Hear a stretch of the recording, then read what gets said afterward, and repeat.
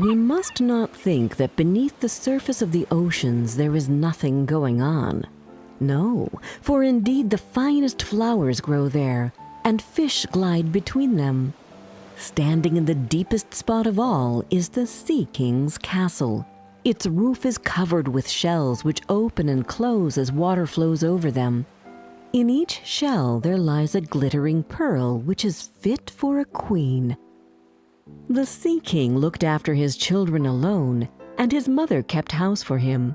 She was a wise woman and a very caring grandmother to the 6 little sea princesses. They were all lovely, but the youngest was the prettiest of them all. Her skin was soft and delicate, and her eyes were as blue as the sea. But, just like all the others, she had no feet, and her body ended in a fish's tail. She was quiet and thoughtful, very different from her sisters.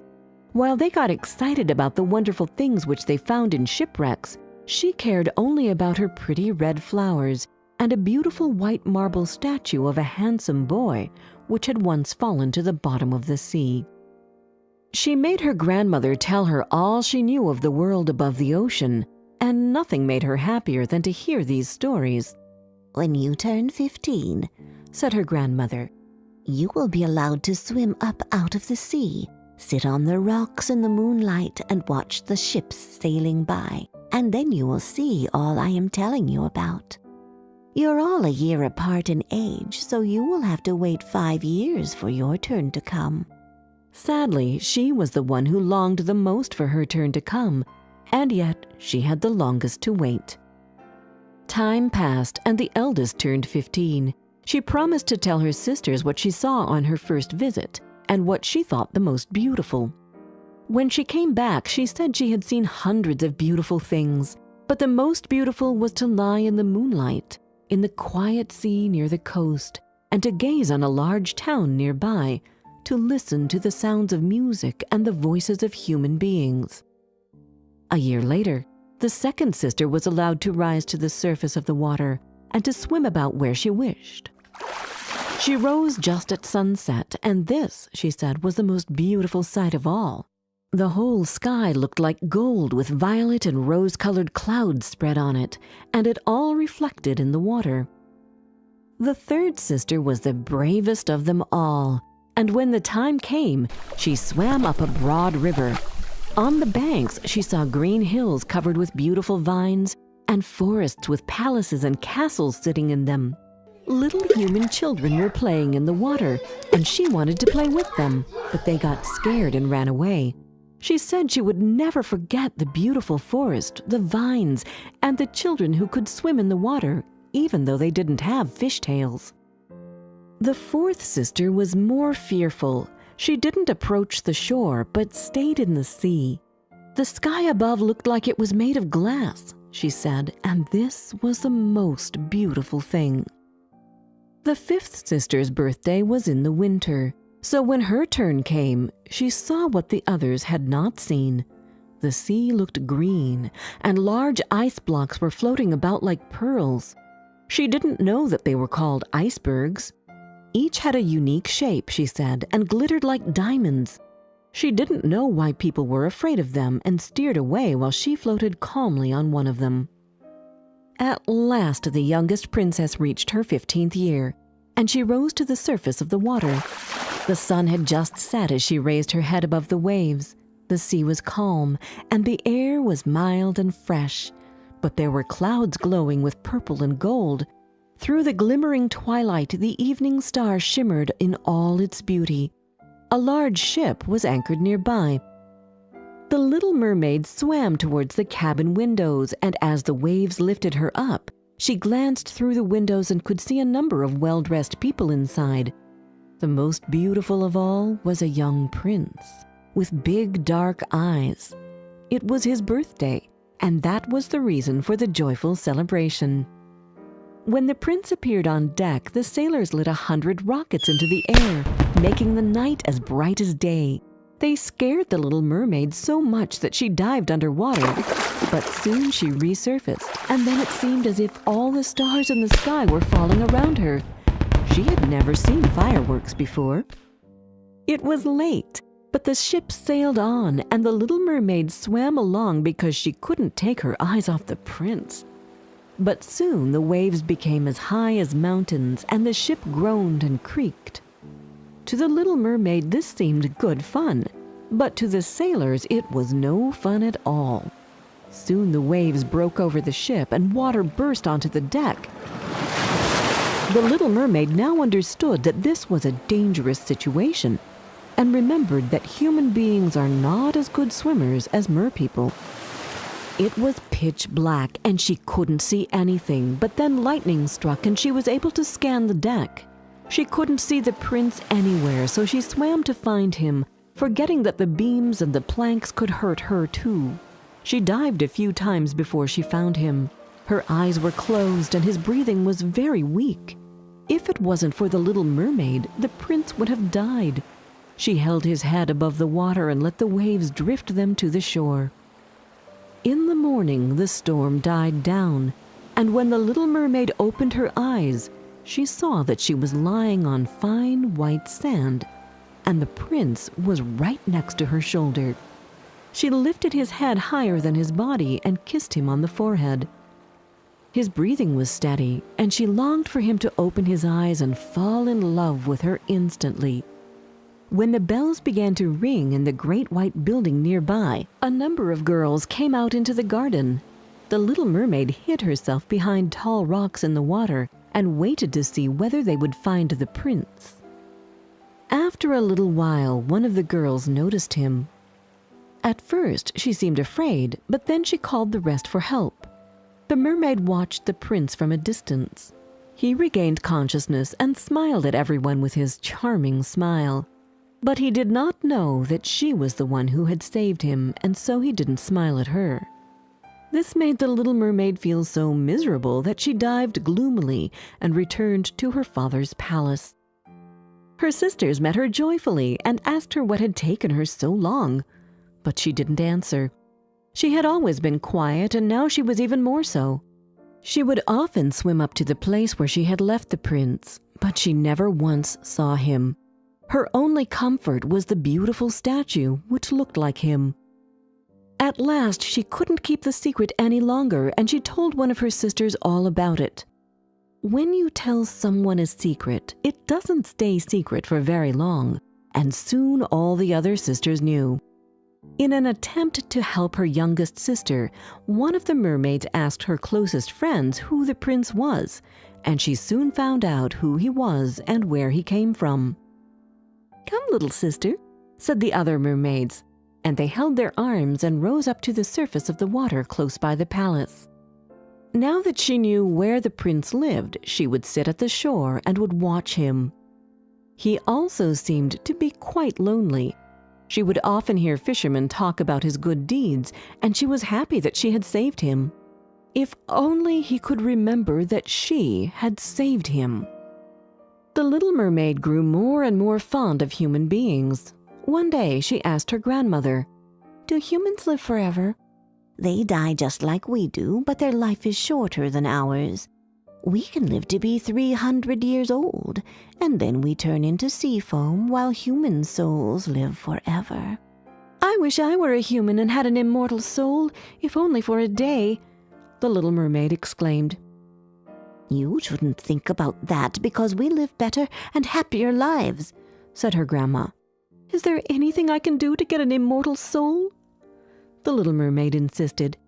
"No, unless a man loved you so much that you meant more to him than his parents and more than himself. Only then would you get a human soul. But it is impossible anyway, see? People don't find our tails very beautiful. They think having two awkward limbs, which they call legs, is more attractive." That same evening, there was a ball at the Sea King's palace. All the mermaids and mermen were dancing and singing happily, but the little princess was dreaming of the world above.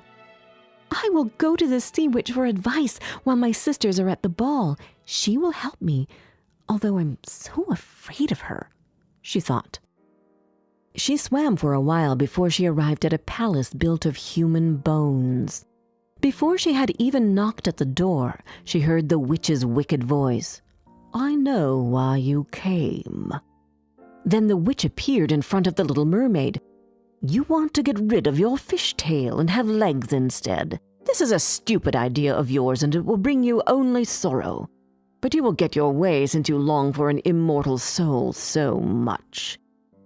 I will prepare a draught for you, which you must drink before the sun rises tomorrow. Swim to the land, drink it. Then you will see how your tail turns into legs. Of course, you will be in great pain from that moment on, and every time you walk or dance, you will feel as if hundreds of sharp knives were cutting them. You will still have the gracefulness of a mermaid. Can you endure such pain?" "Yes, I can," said the little princess, but her voice was trembling. "There is more. You should know that once your fish's tail turns into legs, you will no longer be able to get it back. Nor can you return to your father's castle. You must win the prince's love, and you should get married, so that you can get an immortal soul. If he marries someone else, your heart will break, and you will turn into foam. Are you sure you want this destiny?" the witch asked again. "Yes, I do," answered the little mermaid, pale as the grave. "That's not all. You must pay me for this, and the price is high. I want your voice, as it is the sweetest voice in the Sea Kingdom. The prince will not hear your beautiful songs because I will have to cut your tongue." The evil woman continued. "But what is left for me?" said the little mermaid. "You have your beautiful body, graceful walk, lovely hair, and face. These are enough to enchant a man's heart. Now stick out your tongue so that I can start preparing the draught, which will turn your fish tail into legs." The little mermaid gave her voice for the draught and rushed to escape the witch's house as soon as she could. When she returned to the castle, the ball was over.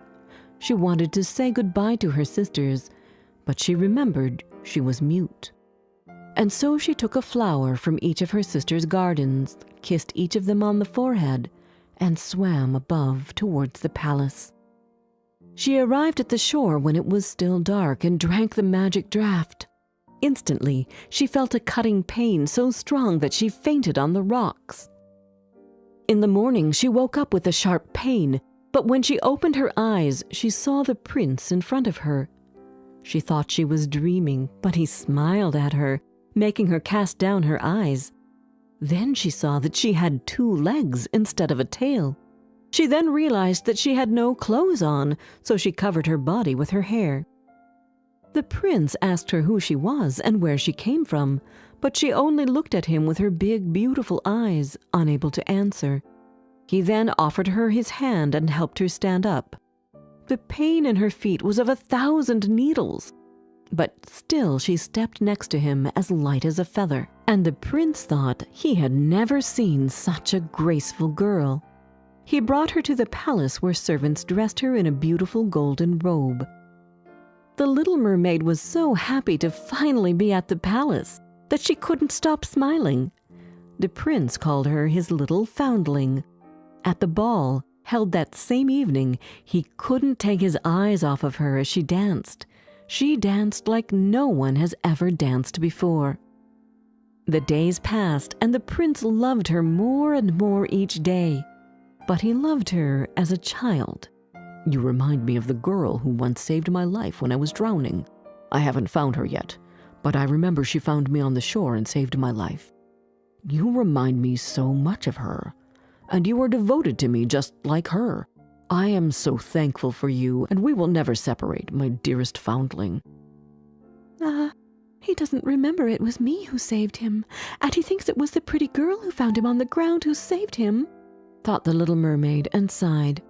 "But because I am by his side and he sees me every day, he will remember it was me who saved his life, and he will marry me, and my soul will become immortal."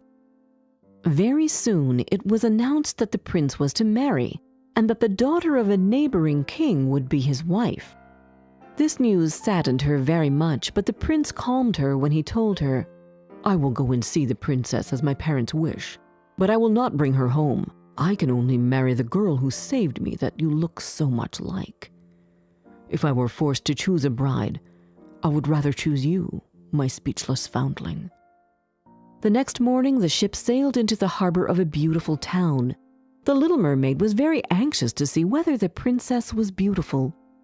When she saw her, she had to admit she had never seen such a beauty before.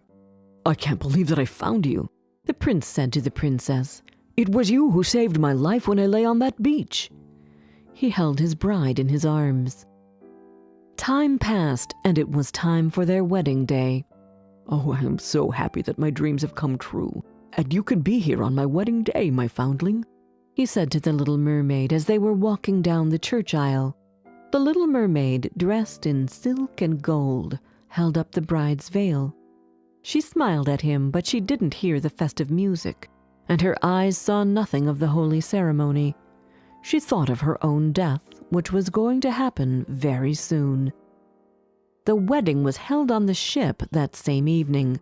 The little mermaid was gazing towards the east, towards her father's castle, when suddenly she saw her sisters rising out of the ocean.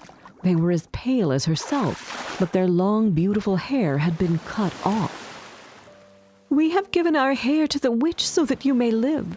She has given us this knife.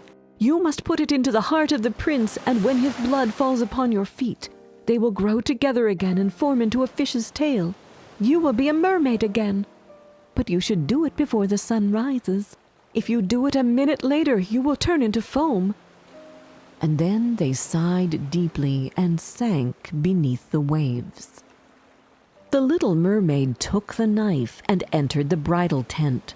She bent down over the prince and kissed his forehead. Then she looked at the sky, which grew brighter and brighter. She then heard the prince whisper the name of his bride, and the knife trembled in her hand. She threw it far away from her into the waves, and the water turned red where it fell. She took one last glance at the prince, and then she threw herself into the sea, thinking her body was dissolving into foam. But she could feel the warm rays of the sun, and did not feel as if she were dying. She saw hundreds of transparent, beautiful beings floating around her. "Who are you, and where am I?" she asked, and they answered with their melodious voices. "Among the daughters of the air," answered one of them. "We do not possess an immortal soul, but by our good deeds we can win one. Because you suffered enough on the ground, you will now live with us for 300 years. After that, you will win your soul." "And we may get it even sooner," added another, "because we can enter the houses of men where there are children, and every day we find a good child, our time is shortened. The child does not know that when we fly through the room, we smile at his good behavior, and it takes out 1 year of our 300 years.